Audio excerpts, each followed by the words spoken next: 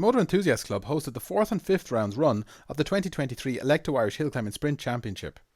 The Mondello racetrack-based event attracted some big single-seaters to debuts in new hands, and there were no less than 3 ghouls. Former Hillclimb and Formula Boss champion Sylvie Mullins had upgraded his GR37 to a GR55B. It was immediately apparent that this car would be untouchable this weekend, looping the international extension of Mondello twice in just over 1 minute and 25 seconds. A closer battle would be that between Joe Courtney in the ex-Michael Connolly GR37 and Ben O'Brien in Mullins' previous car, eager to join the party. I think it's fair to say that 3-time Irish Hillclimb champion Courtney has more experience than O'Brien, but Ben has been more active in recent years and, funnily enough, in Joe's ex-championship winning car, with which he was 4th overall here last year on Sunday. So that puts Ben's 126-second deficit to Joe after run 2 in perspective. Mullins pushed on to a 123.3 on a final 4th run Saturday for him, and Courtney broke into the high 20s, calling it a day at that point too. O'Brien made use of one more run for experience and improved on his previous best by 2 seconds to a 132.12. Although his lead never looked under threat Sunday, it took until run 4 for Sylvie to set his new fastest time of 122.46. He explained that the car was taking a bit of getting used to. A bit of getting used to. I thought I'd get into it quicker, but it was actually only the last 2 runs today we got into it and got some good times on it. Had a little bit of issues with throttles and setting them up, and Killing's been at it all weekend, and we basically figured it out on the last 2 runs what our problem was. So we're haven't done 100% on song, but it's 70-80%. It was hard to drive it earlier today. It was just throttle was like you're on and off the throttle with jumping. It's just the throttle bodies are very sensitive, and it's just set up stuff like that for Ireland. Probably if there's tracks in England and the hills are way smoother, and you made a bit of rough ground here, the throttle bodies start jumping and it exaggerates everything then. So, but look at we'll get through that. He told us about some of the new features. So more technology, same engine, Judge V8, same horsepower. So lighter overall, probably 70-80 kilos lighter. 6-speed sequential, so it's quicker. Launch control, and there's all the ties that I'm still not getting used. I have to get used to it. I'm looking for the gear lever all the time. It has traction control too, but he decided to switch that off. Traction control, launch control, yeah, it has. Even though I ran it today without it, just to see. But yeah, look at it. It's nice to drive in without it. Old style. It won't step out and you with it on, but it will when it's off. So. Of course, this is not just for hill climbs. He plans to use this in Formula Boss Ireland. We're going racing. I have to get a big fuel cell made for it. They only run a 10-litre tank. In the UK it's aluminium. So we're trying to get Premier Fuels or some ATL or one of them in the UK to make us a fuel cell. That's where it's going to take a bit of time. They just don't make it in 2 weeks there. They're talking maybe 16-18 weeks. So we're still going to come out, do a bit of qualifying here, and maybe go out and do 4 to 5 laps in the race, the boss race. That'll be something to see. He was very grateful for the help of Killian, Patrick and Aidan. Sure, the boys are flat out all weekend there, eh? Patrick, you see them. Killian. Tough weekend. Could be worse. Cleaner work than the last one. Sylvie was very modest about his 2 wins. You have to in that car. I mean, if it isn't, you're doing something wrong. So, look at if any of the lads were in the car, they'd be the same place as I would in it. So, you know, it's not just the driver, it's the car. The car is very good, but it's nice. Look at, it's nice to be able to jump in and do it. Joe opened Sunday morning with an almost half-second progression to a high 128 and set a 128 flat on run 2. Then a spin on run 3 showed he was getting close to the limit. Luckily there was no harm done. He admitted it was a bit of a baptism of fire with this car, but there was an explanation for spinning. Yeah, a bit of a baptism of fire now, alright, for sure.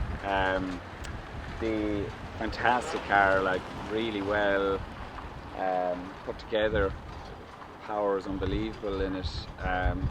Actually handles pretty well now. We've been kind of nursing an issue most of the weekend unknown to myself, but so I've spun 3 times over the weekend.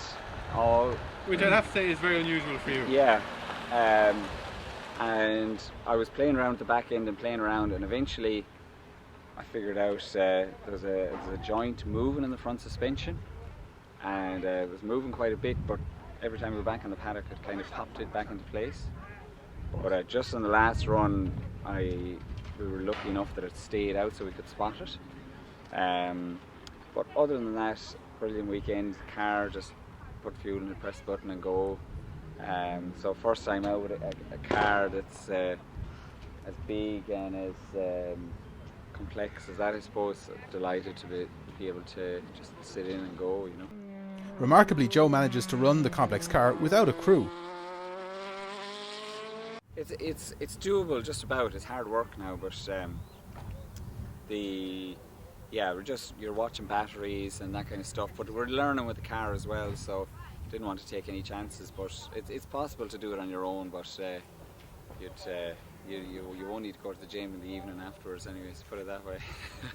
Second on his first day with the car was a great result. Second again, I think, Sylvie's been unbelievable really in the new car, you know, fantastic times, and Ben is getting to grips with that one as well, so delighted to be in the mix, and still quicker in the old Reynard than it was in this, but you know, as a first day out, happy enough to be in the mix. Glad we found that bit of an issue now, because you know, it was intermittent, so I think with a bit of setup and just getting comfortable in the car, because it is a bit of a beast, so you want to be fairly comfortable to push it. But other than that, really happy. Ben O'Brien must have been close to his limit too, as he consistently set times in the 1:33s and 32s, with his best Sunday just 1600ths behind Saturday's best. He's happy to be part of the Gould club. Yeah, very exclusive club until I joined it, and now there's 3. So good fun. Amazing machine. Great to have an opportunity to get out and drive it. It's just, at times, you know, yesterday I arrived on first day out, and I said, when you're joined by 2 more cars and, you know, well-driven cars, you're kind of a little bit disheartened, and then you step back from it for a second and you go, driving an F1 engined car on a closed bit of track, and, you know, it's fantastic. It's a great experience. Happy enough with the base, third of the lads, and we're ahead of the rest of the field, so I think for day one I'm happy enough. A few changes to make to the car. It's on last year's race rubber and stuff like that, so look, they'll change a few things. An event in France in 2 weeks' time, I'll put new rubber on it. A few small geometry changes in it. The car's a bit of understeer. I know the lads have been trying to kind of dial that out of it over time as well, but look, we'll play around with it. 2 podium finishes were a steady start, and he'd go on to collect a win in the GB Masters at St. Gueno Hillclimb in France just 2 weeks later. Oh, it's a Trojan, yeah. Miller of a yoke to go. Engine is just beautiful, absolutely beautiful. Just, you know, I was saying to somebody earlier on, it's like there's no more straights left, they're all corners. So literally it's just, you press the throttle and now you're in the next corner, and it's just, oh, it's fantastic, yeah. He explains the difference well between this and the Reynard or Opel Lotus that he's driven before. It's a different car. The Reynard F3 beforehand that had been kind of modified for hill climbing and very well set up. It was actually Joe Courtney's, and that was just a different car, just given very precise and light car, and it felt it, and the difference in this, it is noticeable. It's much more of a brute, so it's kind of love it. Early days, absolutely fantastic. Just can't wait to cover more ground in it. We should see more of this car in the Alekto Irish Hillclimb and Sprint Championship later this year. I'm going to do the rest of the championship. I was set to go to Wexford, but things went against us, and we had to turn around and go home. So I planned on doing a full championship. Michael Connolly was 4th each day in his trusty Radical SR8, in which he clocked a boss win here at Mondello last year in wet conditions. He's been shopping in Europe, and we look forward to the debut of his new acquisition soon. 5th place overall on Saturday and 9th on Sunday, but points for 2nd and 3rd mean Russell Stanworth is our championship leader overall after 5 rounds. Kevin and Philip Shane are always spectacular, bringing the maximum out of one shared Shane chassis this year. They were divided only by John Mahon, winning Class 6 each day. No stranger to the formula himself, they were 6th, 7th and 8th, each day leapfrogging Stanworth, but held back by Rob King on Sunday. John and Philip closed up in the Shane as the weekend advanced. King was driving his 3C Radical SR3 and got down to just over half a second off Connolly's pace in the SR8. Danny Callan was 9th overall Saturday, winning Class 3C in the Speed Car GTR, seen competing here last year. Peter McKinley was on inspired form in the Escort, fastest saloon and 10th overall Saturday. He shared these views of the international extension to Mondello.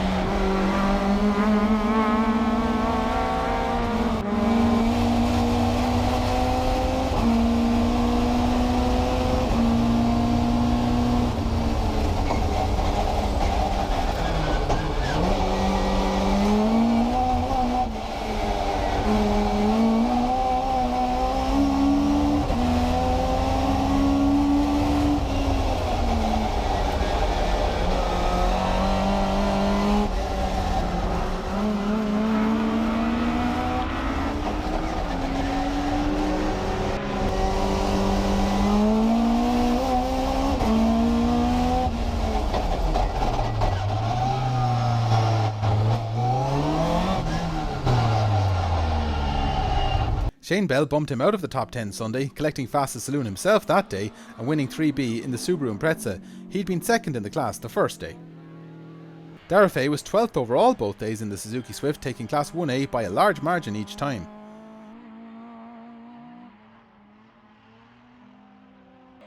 Ray Cunningham was second each time in the Mini,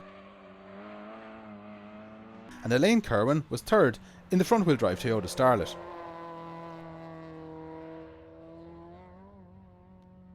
Billy White was the fastest of the Centos over the weekend in a Seicento. Quiva brought the whole family to see him in action. She narrowly missed out on second place herself on Saturday, behind Johnny Murray, who always goes well at Mondello.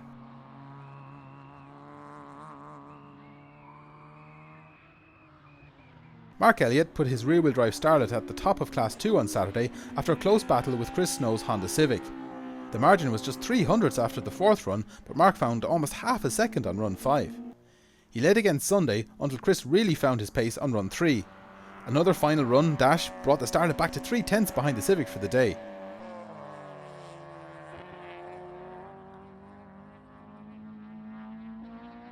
Pierce Hendrick in another Civic was third at each round.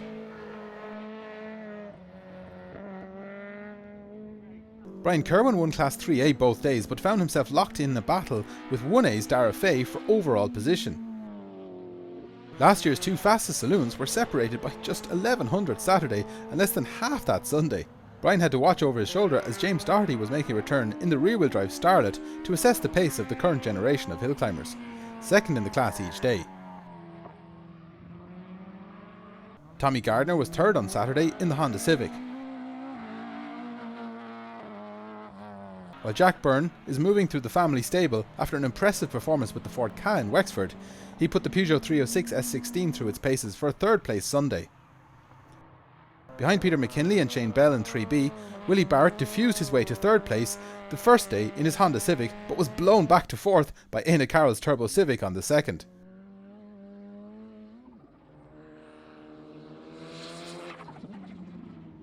Joao Ferreira was second in Class 3C each day with the Lee Stone.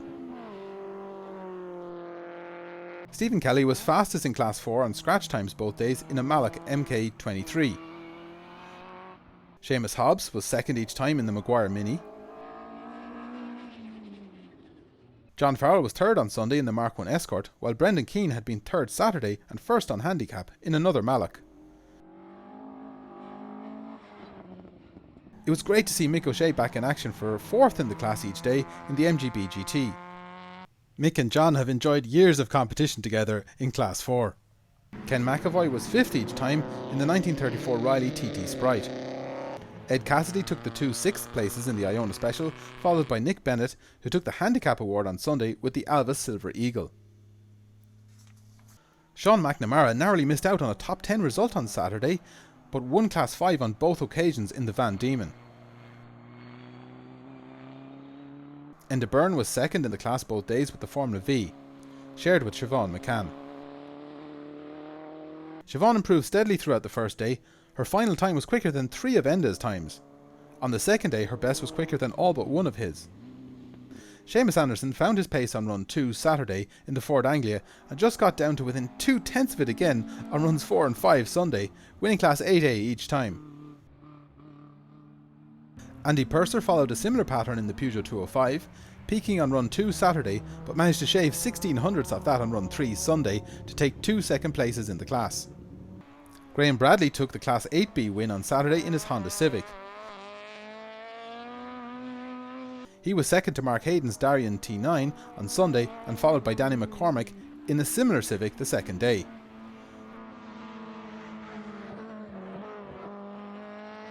Eddie Lyons took Class 9A each time in his Ford Escort. Christopher Snow enjoyed a good battle for overall position with Tommy Gardner on Saturday, losing out only on the final run. He took Class 9B both days. Alan Kane was determined to overcome a lack of front end grip and get his G4 Escort to step out. It did, and it looked like he was enjoying himself until the tail wagged the dog on run 3.